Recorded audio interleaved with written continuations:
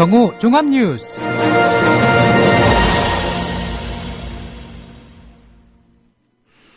(4월 4일) 국민라디오 정오 종합뉴스입니다. 먼저 오늘의 주요 뉴스입니다.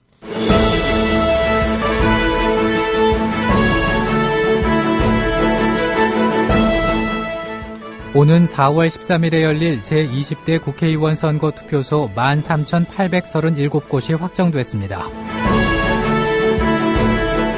중소기업에 근무하는 직장인 10명 가운데 4명은 4.13 총선 이래 출근하는 것으로 나타났습니다. 서울 중성동을 선거구에서 더불어민주당 이지수, 국민의당 정호준 후보가 후보 단일화에 나서기로 합의했습니다. 새누리당은 오늘 야권연대에 반대하는 안철수 국민의당 공동대표에게 야권 후보 단일화를 막을 것을 독려하고 나섰습니다. 국민라디오 정오종합뉴스 잠시 후 시작합니다.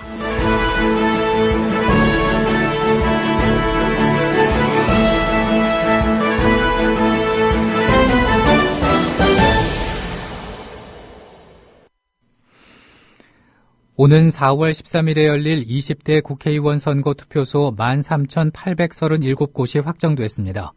중앙선거관리위원회는 오늘 오전 보도자료를 통해 이같이 투표소를 확정하고 투표 안내문과 후보자 선거 공보를 각 가정에 발송했다고 밝혔습니다. 선관위는 이번 총선 투표소를 제6회 동시지방선거 투표소를 그대로 사용하는 것을 원칙으로 하되 투표소 접근 불편, 선거구 관할구역 변경, 근무와 영업 등 814곳에 대해서는 투표소를 변경했습니다. 선관위는 오늘부터 중앙선관위 홈페이지와 선거정보 앱 등에서 내 투표소 찾기 서비스를 제공할 계획입니다. 중소기업에 근무하는 직장인 10명 가운데 4명은 4.13 총선 이래 출근하는 것으로 나타났습니다. 취업포털 인크루트가 3,900여 명을 대상으로 총선 이래 출근하는지 설문조사한 결과 중소기업 재직자의 37%가 출근이 확정됐다고 답했고 중견기업은 29%, 대기업은 21%, 공공기관은 15%가 출근한다고 답했습니다. 쉬는 직장인은 공공기관이 76%로 가장 많았고 대기업 68%, 중견기업은 61%였지만 중소기업은 42%에 그쳤습니다. 총선일 근무자 가운데 다른 날 대체 휴가를 쓸 수 있는 재직자는 8%밖에 안 됐습니다. 4.13 총선에 참여하는 연령대 투표자는 60대 이상이 가장 많고 40대와 50대가 각각 뒤를 이었습니다. 중앙선관위 집계 결과 지난 1일 총 유권자 수는 4,210만여 명으로 이 가운데 60대 이상이 23%인 984만여 명으로 가장 많았습니다. 이어 40대가 22%로 882만여 명, 50대가 19%로 837만여 명을 기록하며 뒤를 각각 이었습니다. 서울 중성동을 선거구에서 더불어민주당 이지수, 국민의당 정호준 후보가 시민사회단체 중재로 후보 단일화에 나서기로 합의했습니다. 그동안 단일화 제안에 응하지 않던 이 후보는 기자회견을 열어 후보자 간 이해득실을 떠나 객관적이고 수용 가능한 단일화를 해야 한다며 시민사회단체가 내놓는 중재안을 수용하겠다고 밝혔습니다. 이에 국민의당 정호준 후보도 긴급 회견을 열고 이 후보가 단일화 방식을 제안한 점에 감사하다며 이제 본격 협상이 시작될 수 있다고 말했습니다. 국민의당 지도부와의 협의 여부에 대해서는 이미 안철수 대표로부터 협상 권한을 위임받았다고 덧붙였습니다. 김영환 국민의당 공동선거대책위원장은 오늘 만약에 국민의당 후보가 사퇴한다고 그러면 과연 더불어민주당이 과반수 의석을 얻을 수 있겠느냐며 이것 때문에 제3당이 출연한 것이라고 밝혔습니다.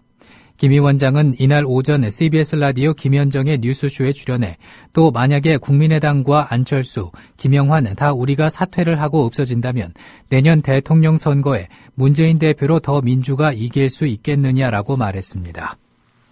김정인 위원장도 야권연대는 없다 이렇게 얘기를 했고요, 처음에. 당대당은 없다 이랬죠, 예.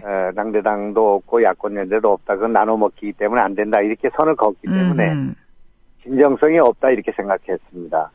또 우리 지금 수도권 의원들이 몇 명 되지는 않습니다만은 거기에 표적 공천이 진행됐고요. 천정배 의원을 포함해가지고. 그렇게 하고 또 실제로 이제 그 큰 정당 아니겠습니까? 더불어민주당. 그렇죠. 이제 그런 정당이 뭔가 진정성을 보이고 뭔가 좀 양보하는 모습을 좀 띄었어야 되는데 그런 것도 없이 무조건 지금 이제 출마한 지 며칠 되지도 않는 사람들을 여론조사로 주저앉히는, 그러니까 백기투항을 강조하는 목조로는 그런 단일화를 지금 추진해 왔다고 생각합니다. 그럼에도 불구하고 일부 지역에서 우리가 더불어민주당을 떨어뜨리기 위해서 나간 게 아니기 때문에 예. 그런 면에서 양보할 수도 있고 또 우리 후보가 당선될 수 있는 지역이 있다면은 예. 단일화를 해가지고 이길 수 있는 지역이 있다면 그것을 허용해야 된다는 입장이었지 저희가 그것을 전면화할 수는 없는 입장 아니겠습니까? 그렇게 되면 이건 당을 새로 만든 존립의 근거가 흔들리니까요. 알겠습니다. 2번 기득권을 버리고 3번으로 나올 때 상당히 어려움을 감수하고 나왔습니다. 이제 지금 현재 이 판세에서 우리가 기대할 수 있는 것은 예. 우선 2번, 3번 중에는 당선 가능한 후보 쪽으로 표가 몰리지 않겠습니까? 선자 단위라고 할 수 있는 예. 밴드 웨건 효과라고 하는데 예. 또 저희는 지금 이제 저도 그렇습니다만은 1번 표를 가져와야 됩니다. 1번 표를 가져오지 않는 3당이랑은 의미가 없다고 생각합니다. 야권 표를 나눠가지고는 승리할 수가 없고요. 예. 그렇기 때문에 지금 이제 130석짜리 정당이 되느냐, 110석짜리 정당이 되느냐, 100석짜리 정당이 되느냐의 문제지, 야권이 우리가 양보한다고 해가지고 140, 150석 정당이 만들어지지 않기 때문에 근본적으로 지금 총선에서 승리가 어려운 것은 그동안에 야권이 국민의 대안이 된 올바른 합리적인 상식적인 그런 정치를 해오지 못했기 때문에 그렇지 그것이 단일화 때문에 그렇다 하는 것은 문제의 본질을 잘못 찾는 것이다. 이제 4일 투표 용지가 인쇄된다고 하지만 선거 막판까지 단일화는 진행될 것입니다. 소진되지 않고. 개별 단일화는 지역구별. 그래서 이제 조금 이제 부작용이 있죠. 그래서 사표가 나올 거고 기권표가 많이 나올 거니까요. 그렇지만은 그 진행은 될 것입니다. 알겠습니다. 그렇지만 그것이 큰 영향을 주지는 못할 것이다. 한편 정장선 더불어민주당 선거대책본부장도 같은 방송에 출연해서 야권 단일화에 대한 당의 입장을 밝혔습니다. 저희는 지금 선거 상황이 특히 이제 수도권을 중심으로 해서 굉장히 좀 어려워지고 있고 그 핵심적인 것들이 이제 야권의 분열이라는 것들이 뭐 지금 계속해서 지적이 나오고 있습니다만은 저희들은 이런 부분에서 어떻게 좀 이렇게 합의를 해보려고 했었지만은 진전도 없었고요. 더 이상 이 문제에 계속 매달린다는 것은 이 선거 본질, 다시 말씀드려서 이번 선거는 어쨌든 정부 여당의 그 경제 실패에 대해서 냉엄한 평가를 해야 되는 이번 선거의 본질을 흐리게 할 수 있기 때문에 저희들은 이번 더 이상의 단일화 문제는 언급하지 않을 생각입니다. 물론 지역 단위에서 자발적으로 일어나는 것은 뭐 이렇게 그것은 저희들이 하도록 뭐 할 수 있도록 저희들이 뭐 그건 내버려 둘 생각입니다만은 그러니까 중앙당 단위에서는 더 이상 이 문제를 언급하지 않을 생각입니다. 그러니까 이번 선거의 본질은 어쨌든 정부 여당에 대한 경제 실패를 냉엄한 이제 평가가 이루어져야 되는 것임에도 불구하고 여기에 너무 우리가 매달리고 하는 것으로 해서 꼭 야당 간에 분쟁이 있는 것으로 보이는 건 좋지 않다는 생각을 가지고 있고 어차피 이런 것들도 좀 상대가 있고 또 논의하려면은 그 논의에 초점이 있어야 되는데 이제 그런 것들이 좀 이루어지지 않고 있었기 때문에 저는 그렇게 한 것이고 그렇게 생각을 합니다. 지금 상황이 많이 안 좋은 건 사실이고요. 지금 수도권에서 저희들이 이제 앞서가던 지역도 그 접전적으로 많이 바뀌고 있고요. 상황이 어쨌든 어려워지고 있어서 저희들은 그 앞으로 이 정부 여당의 경제 실패 또 우리가 어떻게 해서 이것을 대안을 제시해서 신뢰를 얻을 것인가 그 부분에 초점을 맞춰서 앞으로 선거 남은 기간 동안 총력을 다 기울일 생각입니다. 다음 뉴스입니다. 새누리당은 오늘 야권연대에 반대하는 안철수 국민의당 공동대표에 대해 후보 단일화를 반드시 막을 것을 거듭 독려하고 나섰습니다.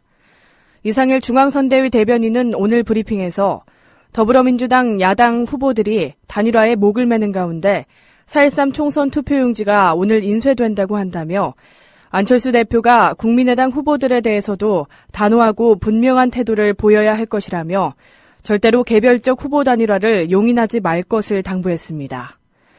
그는 더불어민주당의 야권 단일화 쇼에 현명한 국민들은 속지 않을 것이라며 안철수 대표가 강철수 이미지를 갖기 원한다면 투표용지가 인쇄되는 날 철수를 거듭했던 과거와는 다른 면모를 보여야 할 것이라고 덧붙였습니다. 1150만 건에 달하는 사상 최대 규모의 조세 회피처 자료가 오늘 국제탐사보도 언론인협회에 의해 공개됐습니다. 뉴스타파에 따르면 파나마의 최대 로펌 모색 폰세카에서 내부 자료가 무더기로 유출됐습니다. 모색 폰세카는 역외 탈세와 돈 세탁, 검은 돈 은닉 등을 주요 서비스로 제공하는 이른바 역외 비밀 도매상입니다.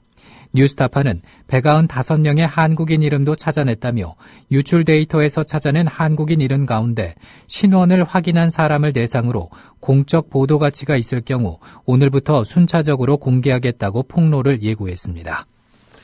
정부가 전교조의 은행 계좌를 압류했습니다. 교육부 관계자는 2일 지난달 29일 국세징수법과 국고금관리법 등 관련 법령에 따라 시중은행의 전교조 명의의 은행 거래를 중단하고 채권을 추심해달라는 공문을 보냈다고 밝혔습니다. 교육부는 이달 8일까지 전교조의 계좌에서 6억 원가량의 체납액을 추심해달라고 은행들에 요청했습니다. 서울고등법원은 전교조가 법외 노조 통보를 취소하라며 고용노동부 장관을 상대로 낸 소송에서 1심과 같이 원고 패소로 판결했고 교육부는 판결 이후 전교조 전임자 복귀, 국고보조금 회수 등의 후속 절차를 밟고 있습니다. 오늘 오전 서울 관악경찰서 사이버수사팀 사무실에 30대 여성이 염산으로 추정되는 물질을 뿌려 경찰관 4명이 부상을 입고 병원으로 옮겨졌습니다. 경찰에 따르면 전모 씨는 오전 8시 45분쯤 과도를 들고 사무실에 찾아와 경찰과 실랑이를 벌이다 보온병에 담아 갖고 있던 물질을 박모경 씨 얼굴에 뿌렸습니다. 박 경사와 옆에 있던 경찰관 3명은 부상을 입고 인근 병원으로 옮겨졌습니다. 경찰은 전 씨를 현장에서 체포해 조사를 벌이고 있습니다. 전 씨는 과거 해당 팀에서 조사를 받았던 피의자로 보온병에 담긴 물질이 염산이라고 주장한 것으로 전해졌습니다. 2015년 임금 협상 결렬로 쟁의 행위 중인 대한항공 조종사 가운데 20명이 회사는 적자, 회장만 흑자 등 문구가 적힌 스티커를 가방에 부착했다는 이유로 징계 결정을 받았습니다. 오늘은 전국이 대체로 맑다가 오후부터 구름 많아지겠습니다. 서울의 지금 기온은 16.7도입니다. 정오 종합 뉴스를 마칩니다. 제작 이정일, 진행의 정승조 김일아였습니다. 국민라디오